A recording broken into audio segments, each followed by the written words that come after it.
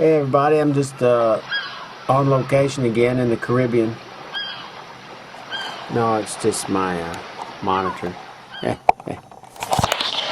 am I? Let's see. Okay, there I am. Okay, just real quick.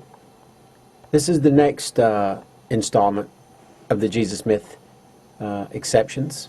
And this one won't take too long. I'm going to look at Hebrews 9:26, which, because it's in such close proximity to 9:28, I thought it would be appropriate to go ahead and look at that one.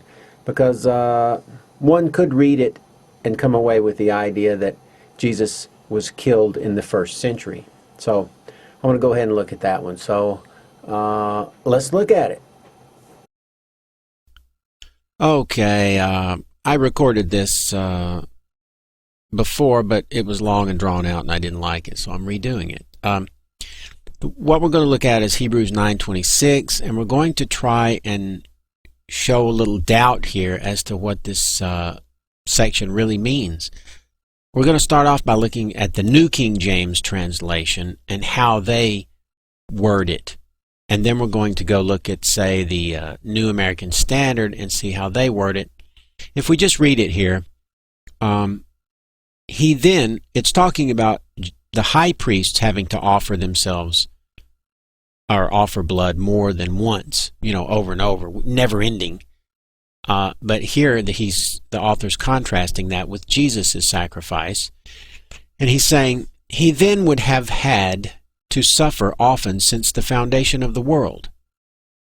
But now, once at the end of the ages, he has appeared to put away sin by the sacrifice of himself. Well, the way that's worded, it sounds like he appeared at the end of the age, in the first century, before they, right before the end of time, so they thought. He appeared at that time to be killed. So this makes it sound like he was killed in the first century. Now, let's go look at it in the, let's look at the NASB and see what we can, see how that sounds. Otherwise, he would have needed to suffer often since the foundation of the world.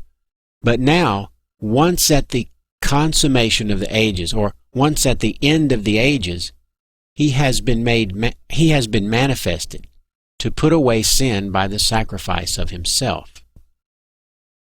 So this gets a little bit closer to what I think the author is saying. Here, we don't have a hard link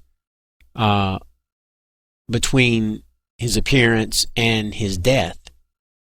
And so what I'm going to suggest is that the author is trying to get across too many ideas in the same sentence. And so what we have then is two different ideas. One is the idea that he only sacrificed himself once, which is different than the high priest who sacrificed every year. And the other idea is that he appeared at the end of the ages. Okay, so there's that word again. If we were to go look at the Greek of this, but now once at the consummation or the end of the ages, aion, he has been phanerao, manifested. And why was he manifested? To put away sin by the sacrifice of himself. This is in no way saying that the sacrifice occurred at the end of the ages. It's simply saying that he appeared at the end of the ages. And the reason God revealed him at the end of the ages was to put away sin by the sacrifice of himself that had already occurred at the beginning of the ages. So if we read it that way, it works. It's not violating any kind of grammar or anything.